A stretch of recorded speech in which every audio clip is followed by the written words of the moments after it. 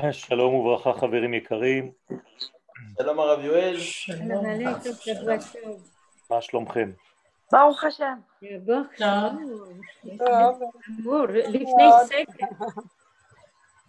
טוב, בעזרת השם, nous sommes dans notre suite, דרך השם.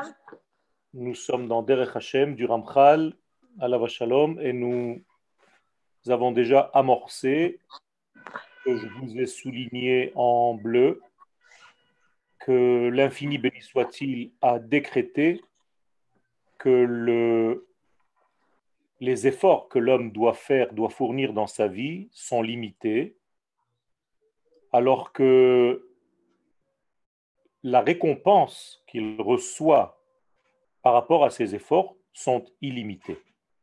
Donc il y a deux temps, le temps du travail, c'est-à-dire des efforts de l'homme, et le temps de la récompense de tous ses efforts.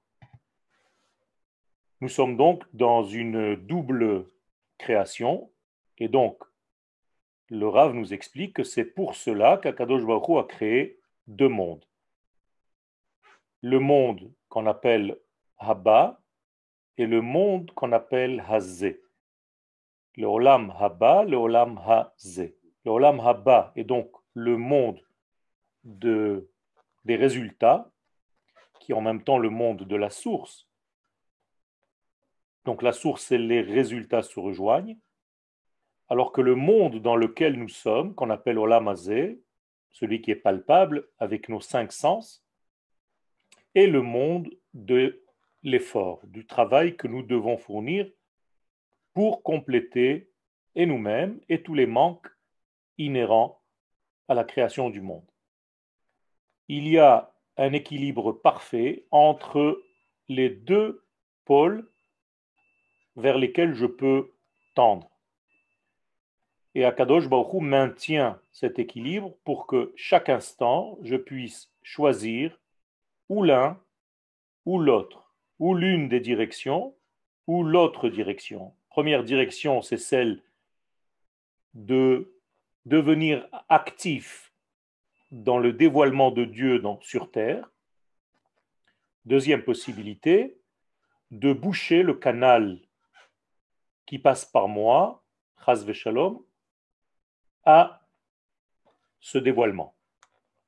Je ne peux pas le faire en dehors de moi, bien entendu. Je ne peux que le faire sur moi-même. Ça veut dire que quelqu'un qui se conduit comme un rachat, c'est quelqu'un qui bouche en fait le canal de la circulation du divin. Et donc il vit moins. Et si le rachat abuse dans ses actions, il est appelé mort, parce qu'il n'y a plus du tout de divin qui le traverse. Donc dans la limite maximale, il n'y a plus de lumière, donc il n'y a plus de vie, il n'y a plus de vitalité. Donc Rechaim, afilu bechayehem, kruim metim. Un rachat, même de son vivant, est appelé mort, parce qu'il ne joue plus le rôle, il n'est plus associé au circuit, à la circulation, j'allais dire, de la divinité sur terre, au rajout du divin sur terre. Alors que l'autre qui choisit la Emouna, qui est en réalité la certitude des choses, il choisit de certifier Dieu par sa vie, eh bien cet homme-là, cette femme, se voit être associé et la vie, en fait, le traverse. Car la source de la vie traverse cette personne qui a ouvert en elle ce canal. Et nous avons conclu que le bien, c'est justement la possibilité de choisir. Si nous étions robotisés ou par l'un des sens ou par l'autre sens, on serait toujours dans l'un des sens. Et donc si on est dans l'un des sens, ça ne va pas. Il faut être en réalité dans l'équilibre entre les deux degrés et nous devons être attirés par le fait d'être conducteur de lumière autant que par le fait de pouvoir arrêter la circulation de la lumière par notre prisme humain. Voilà l'endroit où nous nous sommes arrêtés. Aujourd'hui, s'il n'y a pas de questions concernant la semaine dernière, nous reprenons ici, nous sommes dans le chapitre 3 et dans le petit signe d'Alet. Notre titre, c'est Hamin Ha'enoshi Nishtana. Le genre humain a subi un changement. Le genre humain que vous voyez aujourd'hui, l'humain que vous voyez aujourd'hui, est un mutant, n'est plus l'humain de départ. Umimashi itztarech od ladat, nous dit donc le Ramchal HaKadosh, Zecher Tzadik vekadosh livracha zchutot hagen alenu, il nous dit que tu dois savoir. Quand on dit savoir dans la Torah, ce n'est pas une intelligence, c'est un vécu. C'est-à-dire, tu dois avoir un rapport intime avec ce que je suis en train de te dire. Donc, tu vas devenir une parcelle de l'information que tu reçois. Toi et l'information que tu vas recevoir maintenant ne vont faire qu'un. Si ça reste au niveau intellectuel seulement, tu n'auras pas de da'at. Tu auras de l'information, une yedi'a. Ce n'est pas la même chose. Tu dois donc te connecter chez Hine Hamin Ha'enoshi. À ce que je vais te dire, c'est que le genre humain, En inyano harishon kemo she'anu ro'im, son premier degré, sa première phase, n'est pas celle que nous voyons aujourd'hui. Umafrinim oto ata, comme nous le voyons, comme nous l'approchons, comme nous l'abordons aujourd'hui. Quelque chose a changé. Ki ulam shinui gadol hayabo. Ce n'est pas un petit changement, nous dit le Rav, c'est un grand changement. C'est très important, parce qu'à chaque fois que les hommes et les femmes réfléchissent, ils se disent « je vais revenir à ma nature ». Oui, le problème, c'est que tu as perdu ta nature. La véritable nature, il faut que tu la reconnaisses, il faut que tu la reconnectes. Tu ne peux plus lui dire « je suis naturel » parce que ta nature d'aujourd'hui n'est pas la vraie nature, tu as été déjà déporté, dévoyé de cette vraie nature. Donc la première des choses, même avant la connaissance, c'est la connexion. Nous sommes donc changés, et un grand changement. Vehu, inyan chet'o shel adam harishon. On revient à la source. Pourquoi le genre humain a eu ce changement, a subi ce changement énorme? Parce que tout simplement, le premier de ce genre humain, qu'on appelle Adam, a fauté et il a détérioré la nature première de l'homme. Shenishtana-bo ha'adam ve'ha'olam, et non seulement il a détérioré lui-même et l'humanité qui allait sortir de lui, mais il a détérioré le monde. Mima shehayu batechila. Donc, et lui et son entourage. Pourquoi? Tout simplement, et nous avons ici une leçon subliminale, c'est que les actions de l'homme changent aussi la nature, changent aussi la création tout entière. Donc la dégradation de l'homme a emmené avec elle une dégradation de l'humanité tout entière et de la vie d'une manière générale, de la nature même première, telle qu'Akadosh Baruch Hu l'avait créée. Ve'ulam, cependant, Pirte Hashinui, maintenant nous allons voir les détails de ce changement. Nous parlons d'un changement énorme. Et quels sont les détails? Ulam Pirte Hashinui Azevet Toldotehem Rabim. Il y en a beaucoup. C'est énorme. Tout ce qui a été changé. Ve'od nedaber bam lifnim besiata dishmaya. Et nous allons en parler ultérieurement avec l'aide d'Akadosh Baruch Hu. Vous devez savoir d'abord que les mondes tels qu'ils furent créés, donc étaient au nombre de 4, Atzilut, Bria, Yetzira et Asiya, et ces 4 mondes en réalité, l'homme naviguait dans le monde le plus élevé.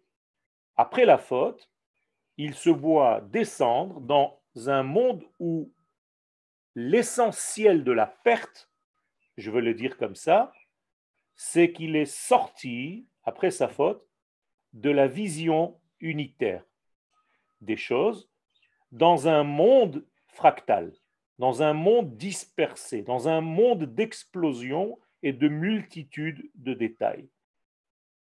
On appelle ça Alma de Yichuda. Le monde le plus élevé s'appelle le monde de l'unité. Et le monde dans lequel l'humanité est tombée s'appelle Alma de Piruda, le monde de la séparation. Et dans cette séparation, vous comprenez bien qu'il est très difficile d'entrevoir la ligne médiane, la ligne conductrice. Il nous est très difficile de voir un trait d'union entre tous les éléments. Ceux qui ont écouté le cours concernant le mikvé, il est très difficile de voir le cave. Il est très difficile de voir le lien entre les éléments disparates de notre monde. De la même manière qu'on n'a aucune conscience de l'être humain essentiel et que nous plongeons immédiatement dans les détails de nos corps, c'est-à-dire dans les membres. Et aujourd'hui, par exemple, dans la médecine, il est très rare, presque impossible de trouver un médecin de l'être.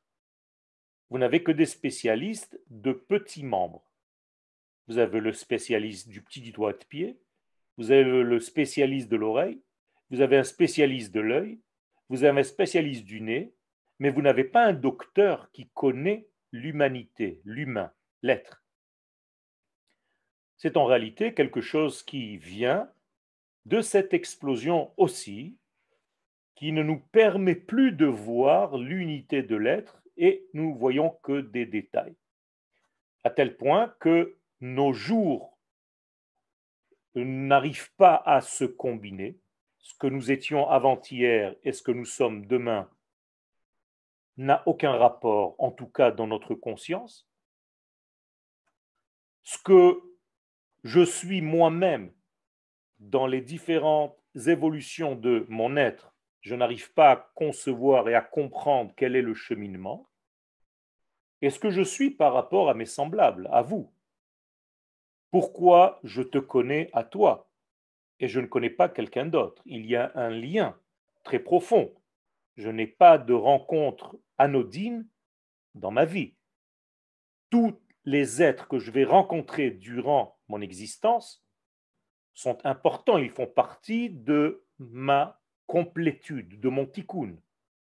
Or, aujourd'hui, on n'y comprend rien. Vous montez dans un bus, vous voyez 200 personnes qui n'ont aucun rapport. Vous avez pris 10 000 fois le train, l'avion, vous avez rencontré des personnes, vous vivez à côté de personnes, vous étudiez avec des personnes, mais vous ne savez pas quel est le lien au niveau intérieur dans votre image globale de l'être. Toutes ces pertes sont inhérentes à cette faute du premier homme. Donc nous sommes dans un monde de Alma de Piruda, et il y en a même en hébreu qui disent Alma de Piruta, c'est-à-dire des détails, pratim. Il y a Piruda avec un dalet, qui veut dire séparation, et Piruta avec un tête, qui veut dire détail. Donc les détails ont pris le dessus sur l'essence. Nous avons donc, même au niveau malheureusement de la Torah, dans l'étude de la Torah, c'est un piège, c'est que les gens entrent dans les détails avant même d'avoir compris le sens global, général de l'étude. Les gens ne savent même pas qui ils sont. Ils ne s'étudient jamais. Ils ne savent pas qui est Israël. Comment tu veux faire la différence entre toi et les nations?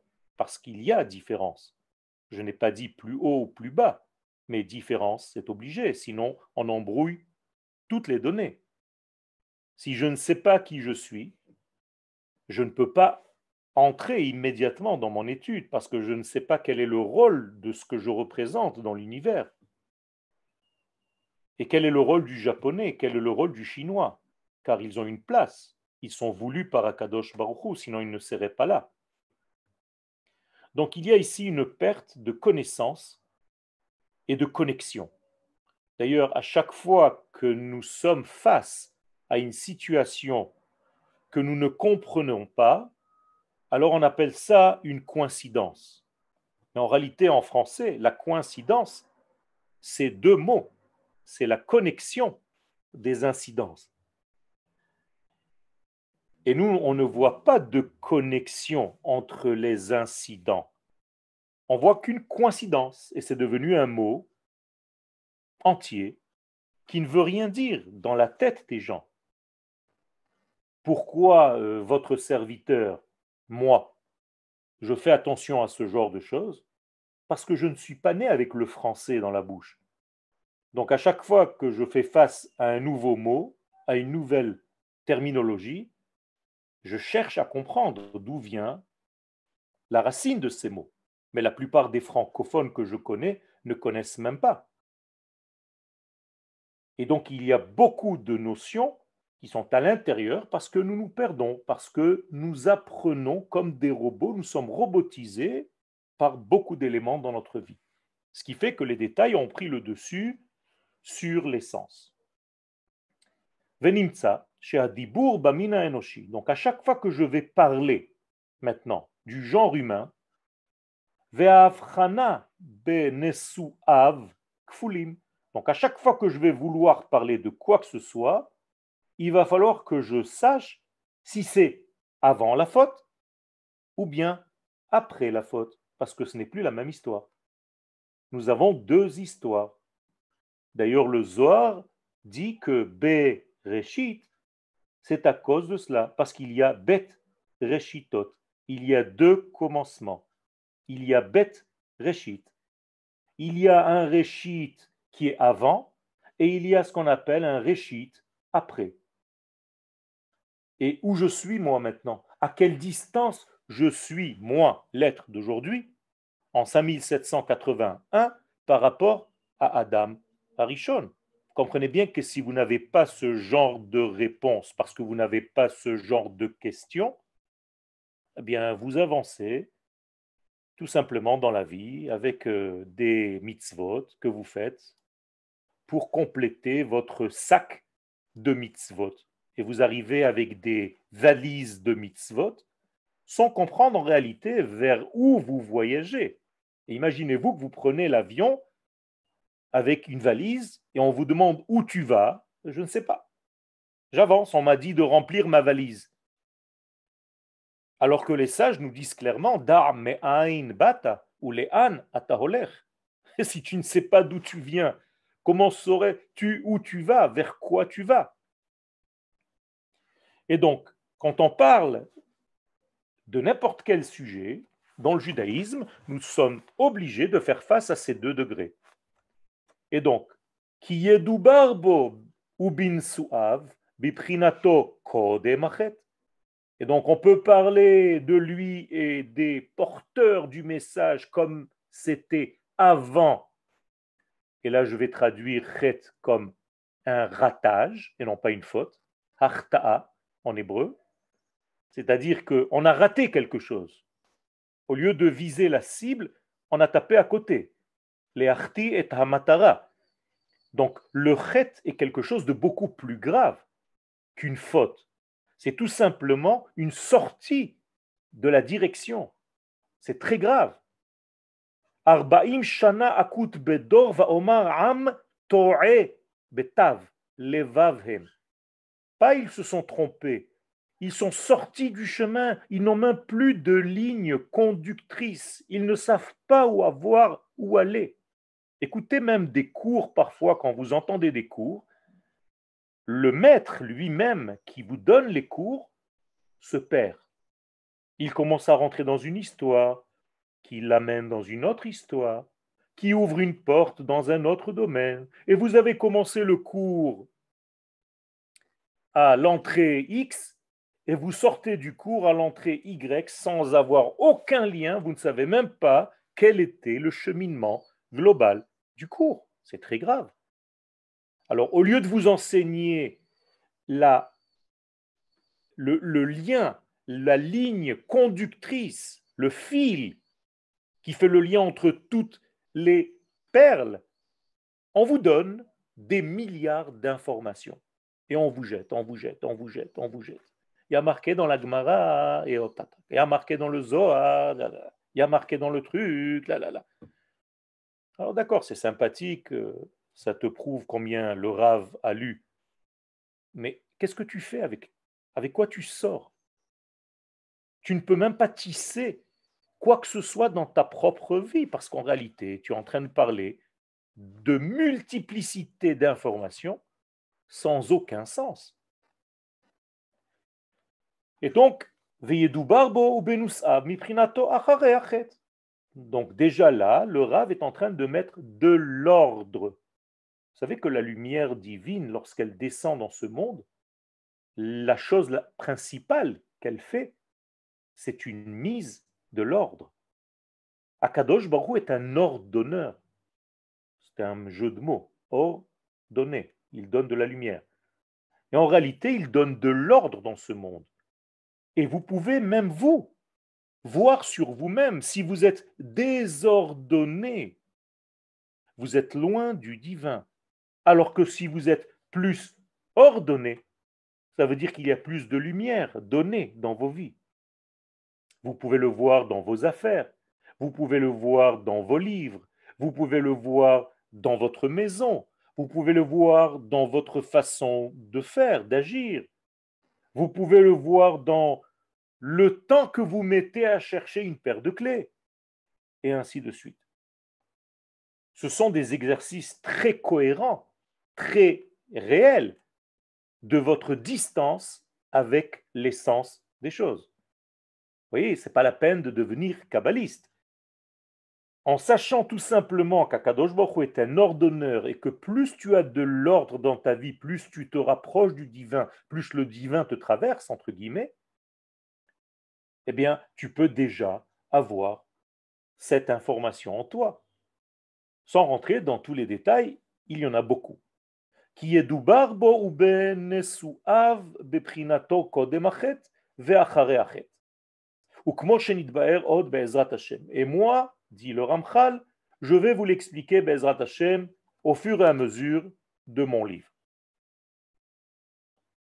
Des questions concernant Dalet, ou sinon on passe immédiatement à He. J'essaye d'être le plus clair possible, simple possible, alors que nous touchons ici des éléments très profonds.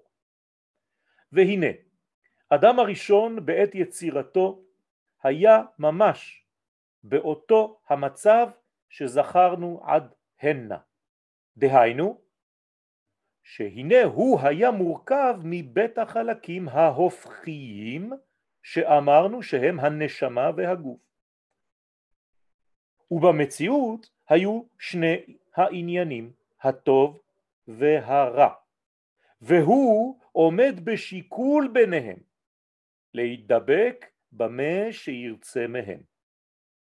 והנה היה ראוי לו שיבחר בטוב, ויגביר נשמתו על גופו ושכלו על חומרו. ואז היה משתלם מיד, ונח בשלמותו לנצח. Traduction, Adam Arishon, dès qu'il a été façonné, il était déjà dans cette situation dont on parle maintenant. Et là, ça remet certaines pendules à l'heure. Vous avez l'impression que Adam Arishon était dans la lumière, qui n'avait pas le choix entre le bien et le mal. Pas du tout, nous dit le Ramchal, dès qu'il est apparu dans ce monde, il était lui-même fabriqué, mourkav, composé, mi bet achalakim haofrim. Il y avait deux forces contradictoires en son sein, en un seul homme. La neshama et le corps. Et dans l'existence, hayu shnei inyanim, hatov ve'ara. Le bien et le mal étaient déjà là, présents. Le mal, c'est le manque. Donc, dès qu'il y a création, il y a déjà manque. Parce que la création n'est pas le créateur. Le créateur, c'est l'infini, c'est l'absolu. Donc la création, par définition, c'est déjà un degré qui manque.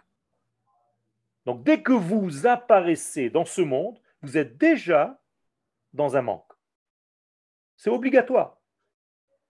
Et donc, le bien, c'est la lumière divine, et le mal, le rat, c'est le manque de ce bien. Et l'homme se trouve béchikoul, c'est-à-dire comme dans une balance qui fait en réalité la balance entre les deux, benehem. Il est dans l'entre-deux. Il n'est ni dans le bien, ni dans le mal. Il est dans la tension entre le bien et le mal. Et il avait déjà, Adam Arishon, la possibilité de s'adhérer, d'adhérer, de se coller dans l'un des deux, ce qu'il voulait.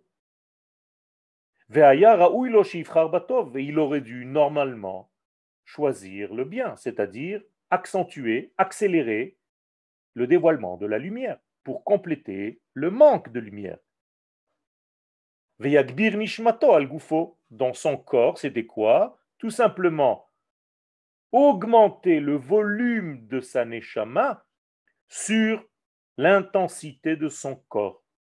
Vesichlo al chomro, et son intellect sur sa matière. Auquel cas, hayamishtale miyad, il aurait été complet, immédiatement. D'ailleurs, il fallait qu'il soit complet d'après le calcul divin premier, on va dire comme ça, avant l'entrée du premier Shabbat. D'ailleurs, le premier Shabbat devait être le Shabbat de la Géoula. Adam Arishon a été créé vendredi. Il devait juste rentrer dans le Shabbat. C'est tout ce qu'on lui a demandé. Si je résume en fait ce que je suis en train de vous dire, ça veut dire qu'on nous a demandé une seule chose dans notre vie, nous aussi, de rentrer dans notre Shabbat. On n'est venu que pour entrer dans le Shabbat du monde. C'est tout. Rappelez-vous que Adam Arishon, c'est moi, c'est toi. Donc, notre première mitzvah, c'est de rentrer dans le Shabbat. Le problème, c'est si on fait des dégâts avant l'entrée du Shabbat, eh bien, on va rentrer dans le Shabbat avec la faute. C'est ce qui s'est passé avec Adam Arishon. Mais si ça ne s'était pas passé comme ça, Aya mishtale miyad venach, et il aurait acquis le repos, il se serait déposé, beshlemuto la netzach, et il y aurait eu un repos éternel. Veaya miyad matril, ça c'est moi qui l'ai rajouté, Yoel, ça ne fait pas partie du livre, Veaya miyad matril, shlav olam hasachar. Donc il serait rentré immédiatement au début du monde de la récompense. Des questions ou on continue? On continue. Oui, j'ai une question, Rav, si vous permettez, même si elle est peut-être un peu confuse, je n'arrive pas à la formuler, mais lorsque vous avez enseigné les premiers chapitres de Bereshit, vous avez plusieurs fois dit, insisté sur le fait que les jours ne sont pas des jours, il n'y a pas la dimension temporelle, que ce sont des dimensions, des registres, des niveaux. Je fais un rapprochement maintenant avec cet enseignement-là, et avec ce que vous dites, qui m'amène à dire que, en fait, la réalité Adam Arishon, elle est présente à tout moment. Oui, mais ce que vous avez peut-être omis de dire, vous aviez peut-être fait, mais les jours tels que nous les connaissons, c'était à partir de mercredi. Or, Adam a été créé vendredi. Ce que vous avez rappelé de mes cours, c'est avant le mercredi, avant la création du soleil et de la lune qui ont donné le temps tel que nous le connaissons aujourd'hui. Mais lorsque Adam Arishon, lui, arrive dans notre monde, c'est déjà dans le temporel que nous connaissons. D'accord? Pareil. Et si je rapproche maintenant aussi les enseignements de Rav Cherki sur le Roth Teshuvah, Oui. qui nous enseigne que le Rav Kook dit que la racine de la Teshuvah, en tout cas là où elle commence, elle plonge dans le plus profond de l'être et elle précède. Elle précède, oui. La Teshuvah vient de ce qu'on appelle la Bina. La Bina, c'est ce que vous avez appelé, qui vous l'a traduit peut-être par le profond de l'être. Ça veut dire que dans le plus profond de l'être, le temporel n'existe pas. Donc la Teshuvah a précédé même la création du monde. Et la Teshuvah a précédé même la She'ela. La Teshuvah a précédé quelconque possibilité de faute. Tshuva kadma la olam. Donc si la Teshuvah a précédé tout cela, il suffit tout simplement de monter au niveau où le temps n'existe pas pour corriger n'importe quel temps dans lequel vous avez fauté. Donc, il y a ici deux notions. Il y a le Olam Hazé, il y a le Olam Abba. Le Olam Abba, c'est le monde de la Teshuvah. C'est de là-bas qu'elle arrive. Donc, la Teshuvah était avant les fautes. La Teshuvah, c'est le plan même pour lequel le monde a été créé. C'est-à-dire une possibilité d'avancer. Sans cesse. Est-ce qu'elle correspond au Hé du monde du niveau Au Hé du nom d'Hachem. Ce Hé-là. D'accord? Donc, le Rav Kook ramène du Zohar, en fait, que la Bina, c'est la Teshuvah. On l'appelle Bina Teshuvah Illaha, la Teshuvah supérieure. Donc, dès que vous touchez à la Teshuvah, vous êtes avant la She'ela.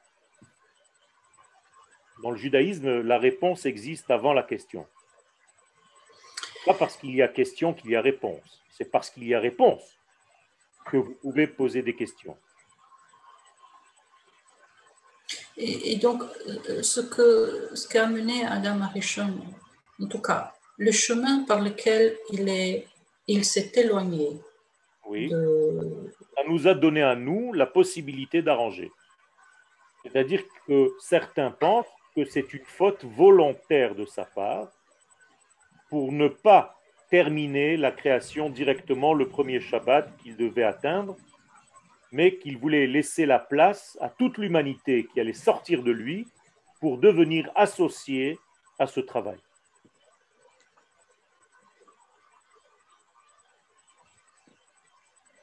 C'est bon? Excusez-moi, c'est exactement la même chose quand, par exemple, je lis un livre et que j'ai l'impression que je l'avais déjà lu alors que je viens à peine de le lire. C'est-à-dire que j'avais déjà la réponse avant la question. C'est un peu ce que vous dites, cette sensation que j'ai eue souvent en lisant des livres, ça me fait penser à ça. C'est possible que vous ayez déjà subi les choses, mais là, ça peut venir d'autres choses. Parfois, chez l'intellect humain, l'intellect travaille beaucoup plus vite que ce que vous êtes en train de faire et vous avez l'impression ce qu'on appelle un déjà-vu, que les Israéliens appellent un déjà-vu. Alors, le déjà-vu des Français et le déjà-vu des Israéliens, c'est le même. Oui. C'est tout simplement parce qu'il y a une rapidité du cerveau humain. Ça n'a pas de rapport avec ce que je suis en train de vous dire. Je suis en train de vous dire que le tikkun précède le kilkul. Oui, d'accord. Différent. Oui. Bon, ça me fait penser à ça. Mais bon. Merci. Ça veut dire que toute possibilité, je vais vous dire d'une autre manière, la Géoula a précédé la Galoute.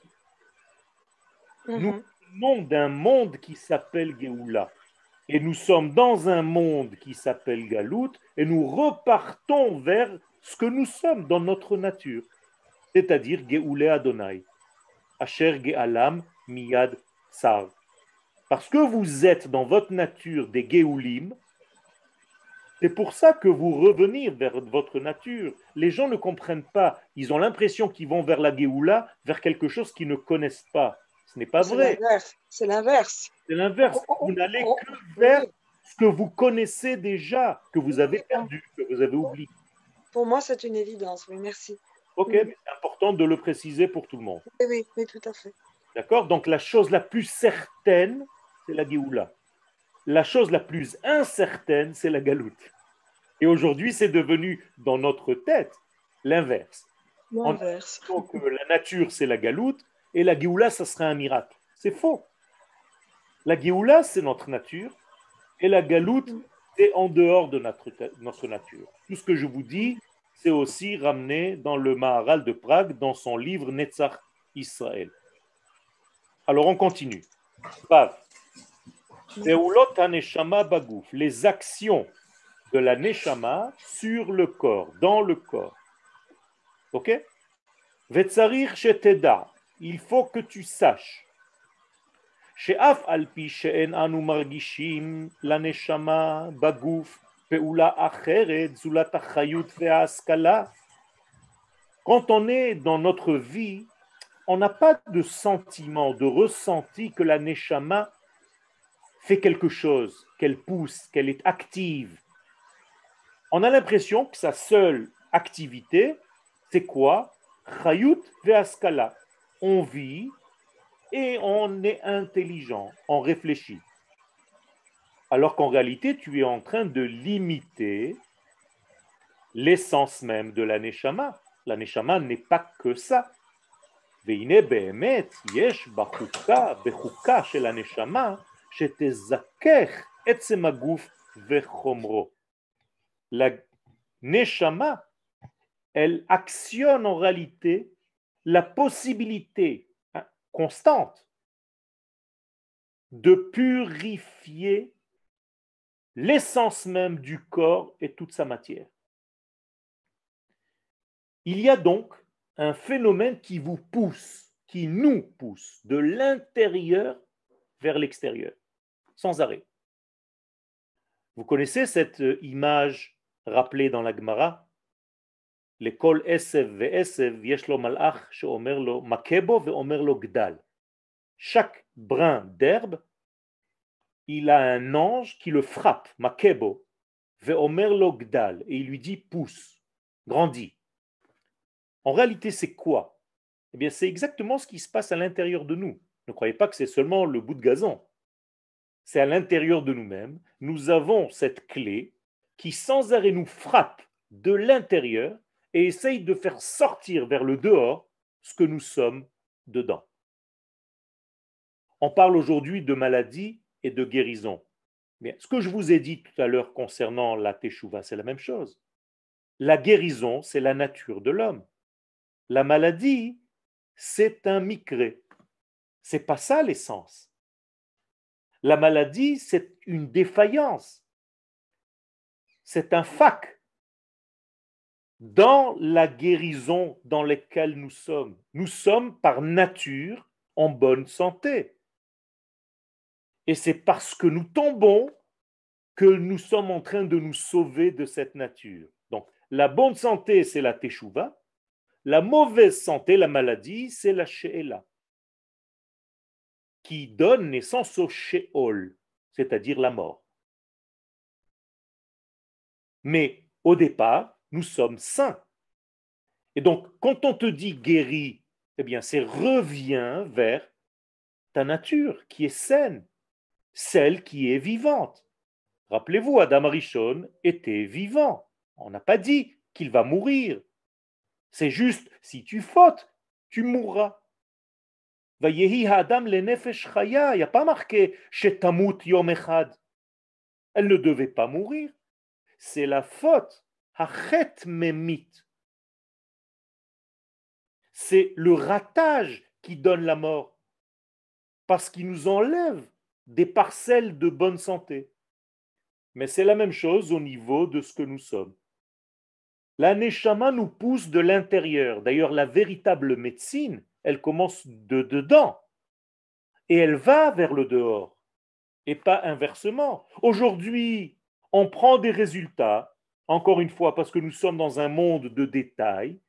Alors, on a un petit détail qui apparaît et on essaie de trouver la source. C'est pas comme ça qu'on étudie la Torah. La Torah, elle vient du haut vers le bas. Rappelez-vous, toujours de Akadosh Baruch Hu vers la vie.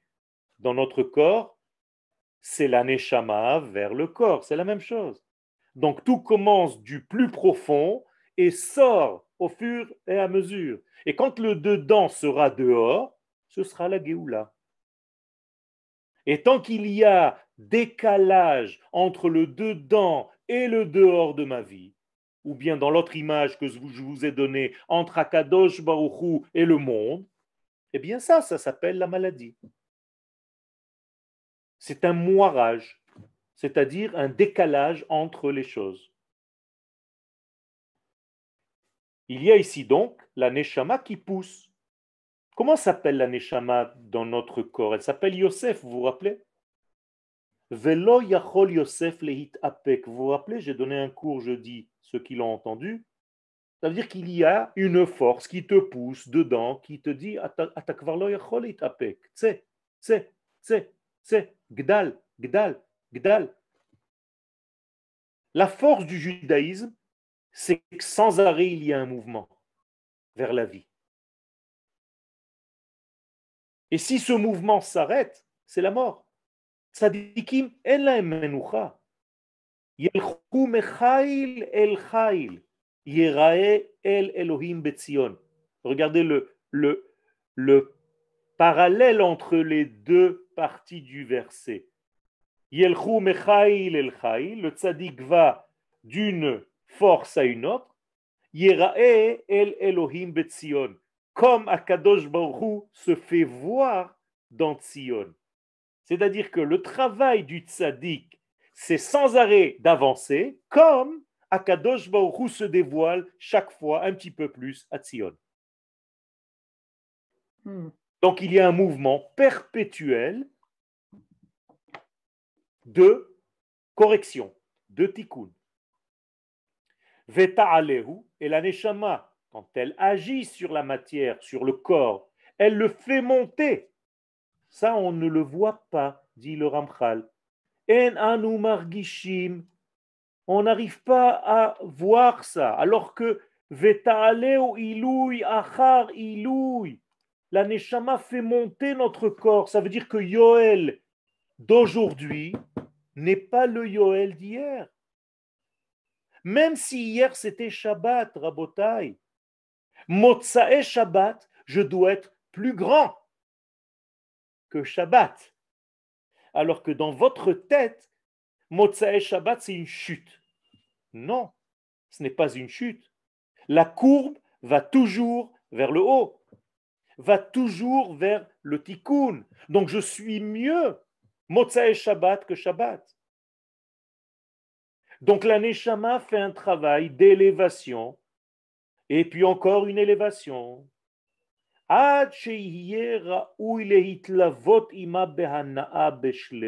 Jusqu'à ce que ce couple-là, la Neshama et le corps, parce que c'est un couple. Vous savez que la femme s'appelle Gouf, Ishto ke Goufo. Im Ishto ke Goufo, Ba'ala ke Nishmata. Ça, on ne l'a pas dit dans la Gemara, mais je vous le dis.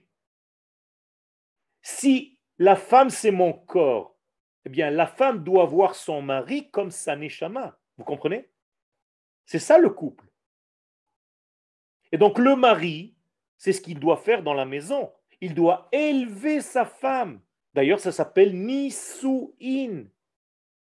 Il doit l'élever, il doit la porter pour qu'elle ait un degré de plus en plus haut, sans arrêt, sans arrêt, sans arrêt. Jusqu'à quand? Jusqu'à ce que leur voyage commun, Behana'a Beshlemut, avec des mots tranquilles aujourd'hui, qu'ils kiffent d'être ensemble. C'est tout. Qu'ils soient ensemble dans un plaisir. Il n'y a plus de contradictions sans arrêt. Le corps dit non, moi j'ai pas envie de dormir. Et la Neshama dit non, moi j'ai envie d'étudier. Il n'y a plus toutes ces guerres. Parce que la Neshama, c'est son travail, elle le fait. Et le rôle de l'homme dans la maison, c'est ça. Ve'omnam, ledavar ze haya Adam harishon magia ilu lo chata. Et ce degré-là, l'homme aurait dû atteindre ce degré Et il aurait pu l'atteindre, illou, si ce n'est que il avait fauté malheureusement. Il a dévoyé, il a raté la cible.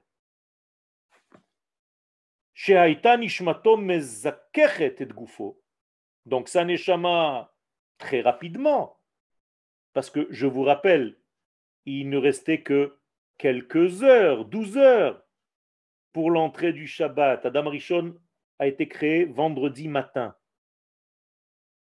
Et jusqu'à l'entrée du Shabbat, il y avait 12 heures. C'est tout. Il y avait 12 heures de travail. Et donc la neshama devait purifier le corps, zikur achar zikur. Purification après purification. Ad shehaya mizdakech hashiur hamitztarech venikba beta'anug mitzri. Jusqu'à ce que le corps serait arrivé à son summum, et il y aurait eu là-bas un ta'anoug, une délectation nitzri éternelle. Donc le couple aurait vécu éternellement. C'est extraordinaire, ça a l'air tellement simple. Et Qu'est-ce que ça veut dire purifier le corps? Purifier le corps, je sais que c'est une connotation chrétienne, mais le corps a en réalité des éléments qui cachent la lumière. Gapo, en hébreu, veut dire tout seul. Im begapo yavo, begapo yetse. Adam shenimtsa begapo, c'est Adam shenimtsa levad. Donc, le corps n'a pas conscience du lien avec l'autre. Donc, il est un petit peu égoïste. Pourquoi? Parce qu'il tire vers son intérêt à lui. Alors que la neshama, elle est divine. Donc, elle voit le lien avec les autres. Elle comprend le lien avec autrui, avec l'univers tout entier, avec une abeille, avec un oiseau. Vous, aujourd'hui, vous voyez une abeille, vous pouvez la tuer parce qu'elle vous fait peur. Le Rav Kook alav shalom ne tuait pas un insecte. Il n'arrachait pas une feuille d'un arbre. Un Rav qui se baladait avec lui, le Rav Aryeh Levin, on raconte qu'un jour, il a arraché une feuille d'un arbre et le Rav Kook s'est évanoui. Il fallait le réveiller. Il fallait le réanimer. Il est mort. Pourquoi? Mais tout simplement, quand il s'est réveillé, quand il est revenu à lui-même, il a dit au Rav Aryeh Levin, tu as changé l'équilibre de l'univers tout entier. Regardez où on est aujourd'hui. Et ça, c'est un homme qui n'a pas vécu il y a 10 000 ans. Ça fait même pas 70 ans, il était là. Il y a des gens qui l'ont connu. Vous comprenez? Et en réalité, le corps, lui, cache ce genre de phénomène, de lien. Donc, il est bégapo. Il a un côté égoïste. Et donc, la neshama doit le corriger. Elle doit lui dire, ce n'est pas comme ça que ça marche. Tu dois obéir aux lois de l'infini, c'est-à-dire moi, la neshama.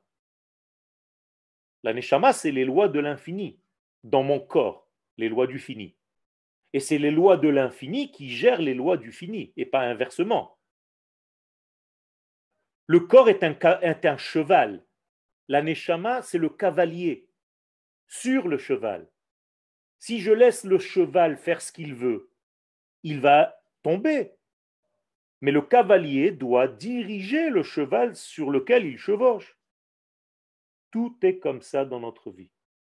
Donc, le corps a certains écorces qui cachent, on appelle ça des clipotes, qu'il faut les akechotam, les rendre purs, les nettoyer, pour qu'ils deviennent zach.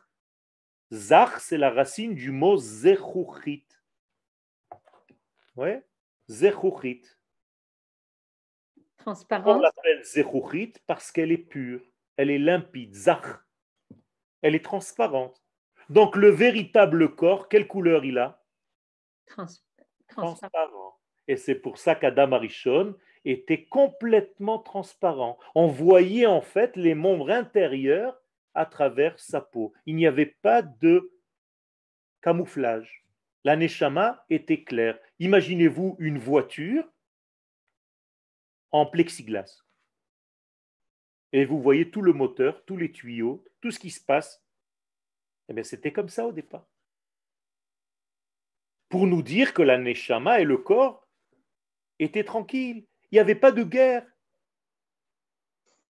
C'était comme ça qu'on devait garder l'équilibre et entrer dans le Shabbat, quand notre corps ne fait pas obstacle à la neshama, qui laisse dévoiler les valeurs de la neshama, comme une zechuchit, zach, zakut.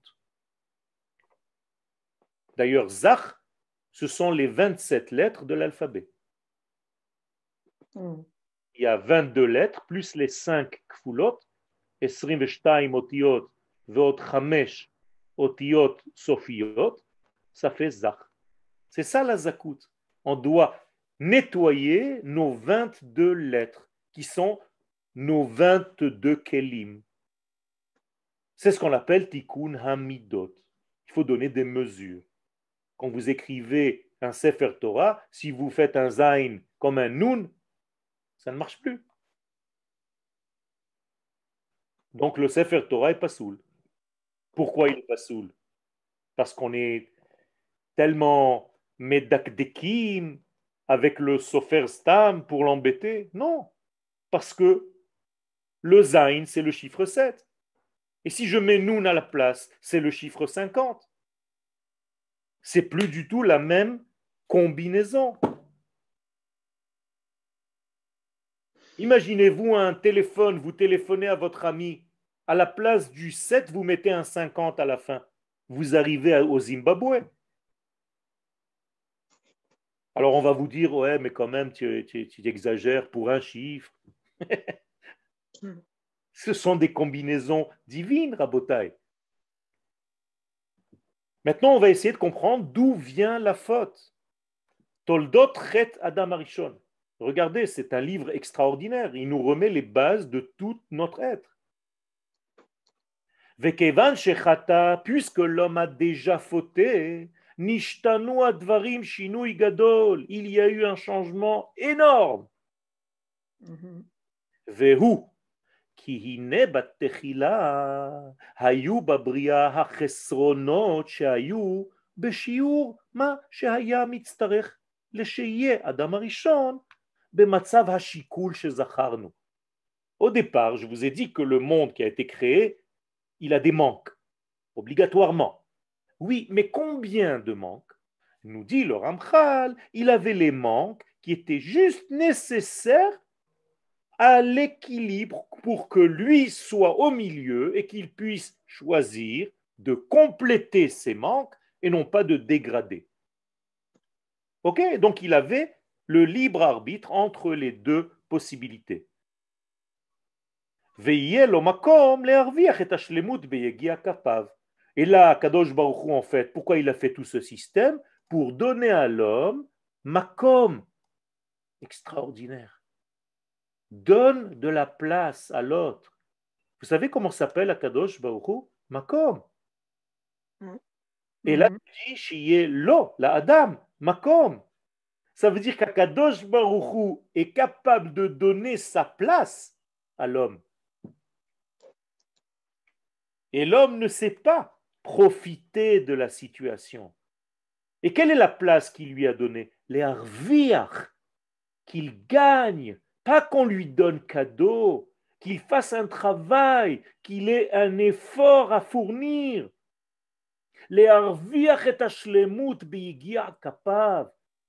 Pour qu'il arrive à vivre cette complétude, cette totalité, cette plénitude par la force de ses mains. Vous savez quel cadeau c'est ça? C'est le plus grand des cadeaux. C'est ça le Tov. Vous vous rappelez ce que c'était le Lotov? Lotov, c'était quand Akadosh Baruch Hu donne tout gratuitement. Le Tov, c'est quand on travaille pour avoir ce que nous avons à la fin. Et donc, Ce n'est plus un cadeau, c'est un sachar. C'est pour ça que la Géoula que nous sommes en train de vivre maintenant est beaucoup plus grande que la Géoula d'Égypte. Parce que la Géoula d'Égypte, on n'a rien fait pour sortir. Au contraire, on ne pouvait pas sortir. Alors Akadosh Baruch Hu est intervenu parce que c'était plus possible. Donc il nous a fait sortir Bechipazon, vite, vite, vite, avant que ce soit foutu. Mais aujourd'hui, ça fait 2000 ans que ça dure. Donc ce n'est pas encore foutu puisqu'Akadosh Baruch Hu n'est pas intervenu. Ça veut dire que nous sommes en train de faire le travail comme il faut, Baruch Hashem. Ça prend plus de temps, mais notre Géoula, elle va être beaucoup plus grande. Parce qu'on est associé à notre Géoula. Akadosh Baruch Hu nous donne une place. Vous savez que Makom, si vous multipliez les lettres par elles-mêmes, c'est le nom d'Hachem. Et Akadosh Baruch Hu nous donne Shiyelo. Makom, Le'arviach, tu vas gagner. Tu vas gagner Akadosh Baruch Hu dans ta vie. Akadosh Baruch Hu va se donner à toi complètement, dans tous les domaines. Alors, il nous reste 2 minutes. Vous voulez que j'arrête et vous ayez posé des questions ou bien je continue encore une phrase? Si personne n'a de questions, Arav, Shalom Cher. Ok. Omnam, al yedechet o. Donc maintenant, il y a eu faute. Et je ne veux pas m'arrêter sur une faute. Vous savez que dans la Kabbalah, on n'a pas le droit d'étudier, même ceux qui étudient la Kabbalah, et d'arrêter dans une nima shlilit. C'est-à-dire d'arrêter le cours sur une référence négative. On doit toujours terminer par un olam hatikun. Et les gens qui ne savent pas ça, des fois il y a des amis qui me téléphonent et qui me disent on ne sait pas ce qui se passe, c'est la panique. Je leur dis qu'est-ce que vous étudiez? Ils me disent on est en train d'étudier Shvirat HaKelim. Et je leur demande est-ce que vous lisez après olam hatikun? Ils me disent non. Alors je dis bien lisez à la fin du shiur un petit passage de Olam HaTikun, vous allez voir que tout s'arrête. Et effectivement, tout s'arrête. Alors, je vais juste vous dire cette phrase et après je vais rentrer dans Olam HaTikun pour qu'on termine sur une bonne avira. Omnam al yedechet o nosfu venitrabu chesronot be'atzmo shel adam ou babria kula. Malheureusement, l'homme a fauté. Non seulement ce qu'il devait corriger, compléter n'a pas été complété, mais il a rajouté des écorces qui cachent la lumière. Et chez lui, et dans la création tout entière. Donc non seulement il n'a pas fait son tikkun, c'est devenu beaucoup plus compliqué que ce qu'il y avait au départ. Et comme je vous l'ai dit, je ne veux pas m'arrêter, il est déjà juste l'heure. Alors je vais juste vous dire un passage de Gemara Tikkun, même si vous ne comprenez pas, ce n'est pas grave.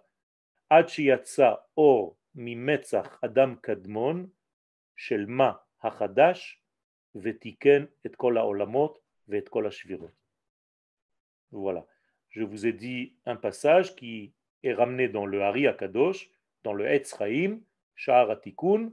C'est une grande lumière est sortie du front du premier des mondes et à corriger tout ça, Be'ezrat Hashem, que nous ayons que des choses qui sont et de la lumière, mais des kélim qui sont capables de la recevoir. Merci pour votre attention, merci pour les sourires. Sachez que ça me fait très plaisir quand je vois des sourires pendant que j'enseigne, notamment de Sabine, notamment de Anne-Judith, notamment de Nili, notamment de Edouard, de Yosef. Donc, Toda Rabba. תודה רבה. תודה רבה, הרב, שבוע טוב. Et de tout שבוע טוב. que je vous vois et que je vous apprécie et je suis très heureux de partager avec vous ce moment hebdomadaire. Merci beaucoup. Merci à vous. Shavua Tov. Shavua Tov.